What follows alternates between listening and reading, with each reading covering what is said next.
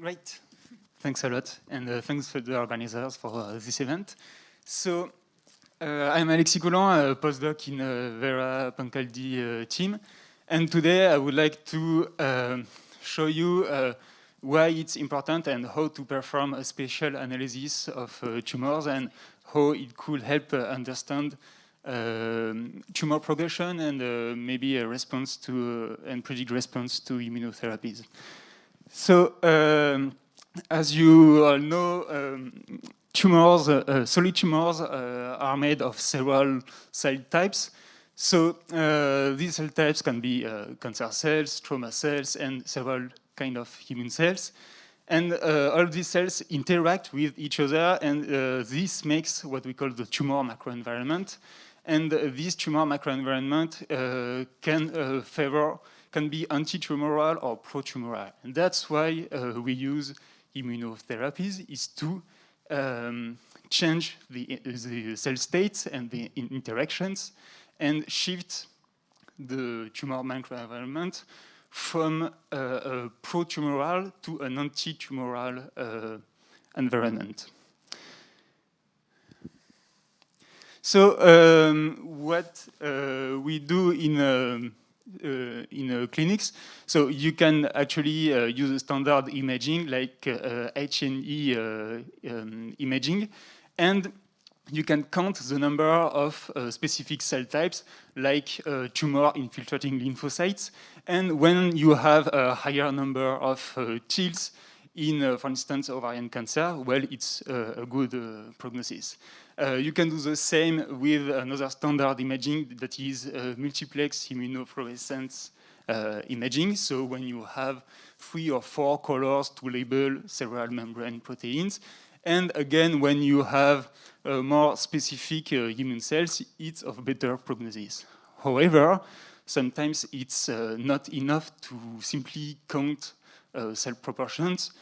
For instance, here in a non-small lung cancer, if you count the total number of M2 macrophages, you cannot discriminate patients with longer disease-free survival than from patients with shorter disease-free survival. However, if you count specifically M2 macrophages in tumor islets, then you can make the difference between those patients. Something else you can do is to measure the distance between specific immune cells to the closest tumor cells. And if you do that for CD4 or CD8 immune cells, you can differentiate, patients with a shorter mean distance between immune cells and tumor cells have a better prognosis. What you can do too, another standard spatial analysis, is to look in the, okay, you don't see my pointer, it's to look around immune cells, what are the cell types that are present. And for instance, in this periampullary and pancreatic adenocarcinoma, it has been shown that if you have CD4 cells or cancer cells in the vicinity of CD8 cells, it's of good prognosis. So the things that now, recently we had state-of-the-art spatial omics method able to produce images of mRNA molecules or membrane proteins. So we went from 4 membrane proteins to several tens and even several hundreds or 10,000 mRNA molecules in images. So you can measure mRNA and protein content with microscopy, fluorescence microscopy method in the top, or you can use completely different method like silicon wafer-based. Maybe you can see the pointer here. Okay, no. So silicon wafer and next generation sequencing method. Or you can also use mass spectrometry imaging to measure the quantities of membrane proteins. But these very complex data that are huge and with a very high number of channels require a specific analysis method.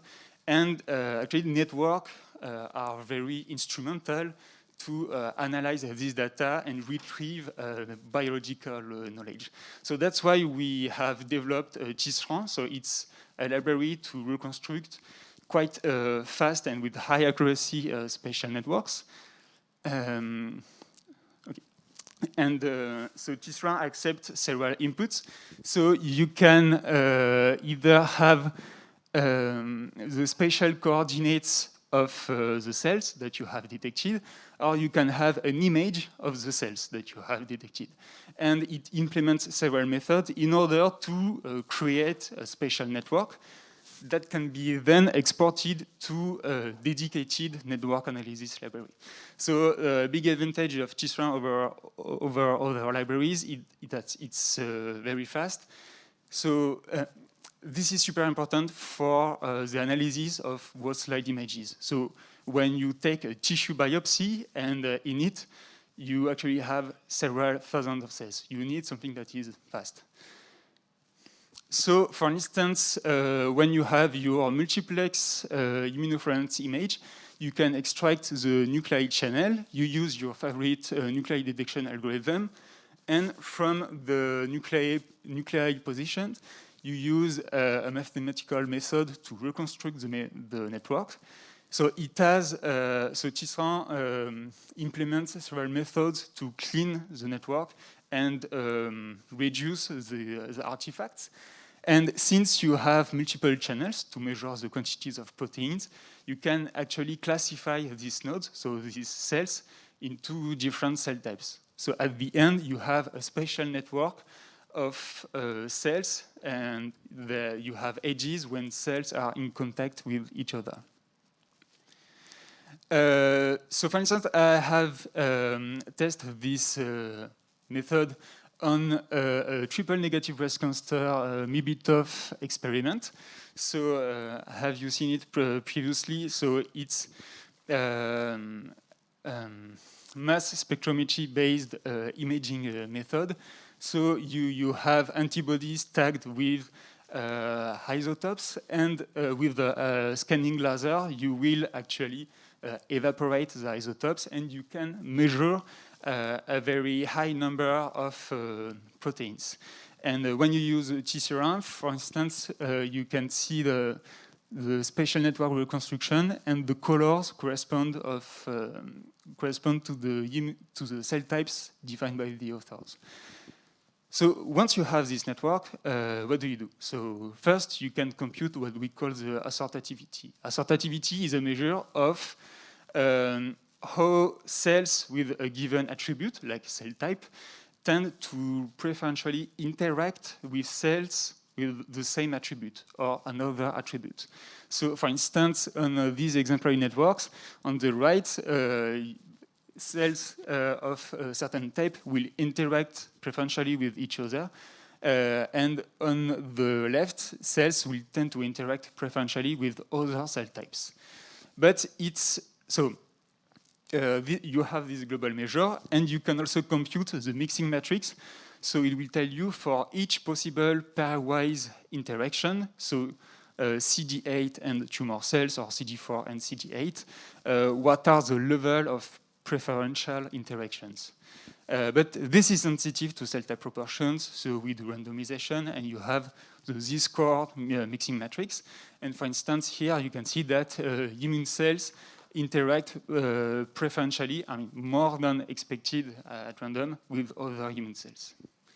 So this is available in the Multiomics Spatial Networks Analysis Library, MOSNA.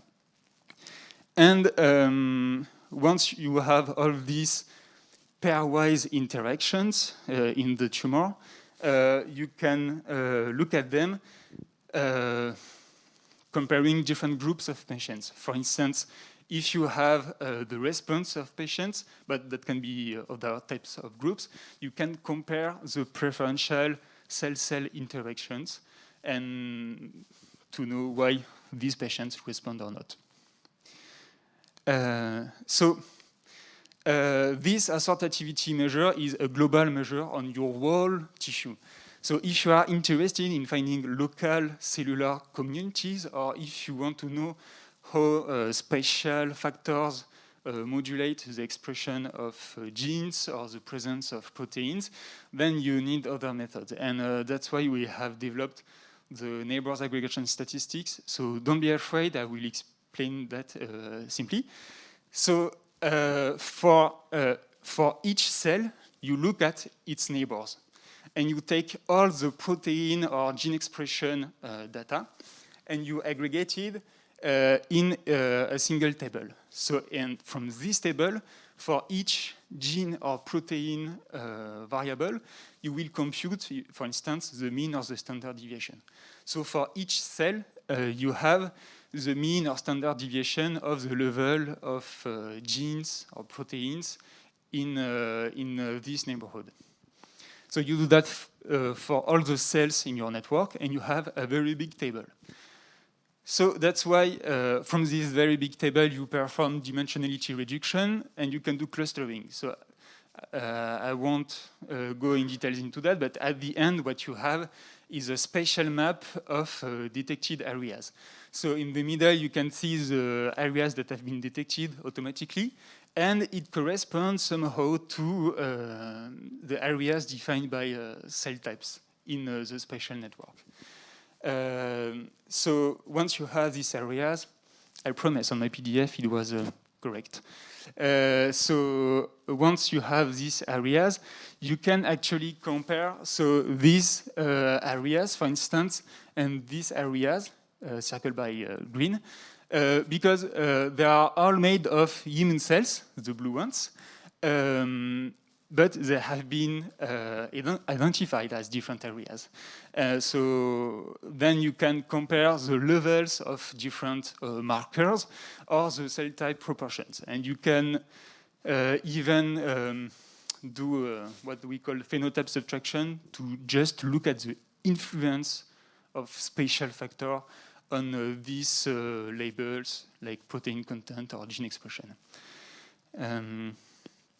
So we are in a seminar about resistance to immunotherapies. So is it useful for immunotherapies? And the answer is it appears to be very useful for immunotherapies because, for instance, in this paper where Gary Nullman and Christian Church performed the codex imaging. So it's a method that allows you to measure, so here, 55 membrane proteins in tumor samples. So they did that on several samples for 14 patients with advanced cutaneous T-cell lymphoma, so CTCL. And the main message was that if you look simply at cell types proportions, actually it's not predictive of response to immunotherapies. Whereas if you define specific areas with what they call the cellular neighborhood analysis, so it's somehow similar to what I did, but a bit different. So you have specific areas defined by cell types with different proportion of cell types. And actually, for instance, here one area is predictive of patient response. It's an area enriched in T regulatory cells. And finally, they actually define what they call the spatial score. So it's the ratio between the distance between CD4 cells and tumor cells over the distance between CD4 cells and the Treg cells. No one has epilepsy here. Thank you very much. So by computing this ratio of distances between immune cells and tumor or other immune cells, they have defined a very predictive marker or metric of patient response. So I really encourage you at reading at this article because they perform many other analyses. sorry for the blinking, many other analyses, RNA-seq, to discover biological mechanism explaining response to immunotherapies. It's a great paper. So with all that, I would like to thank my team and my supervisor, that is really great, and all our collaborators. Thank you.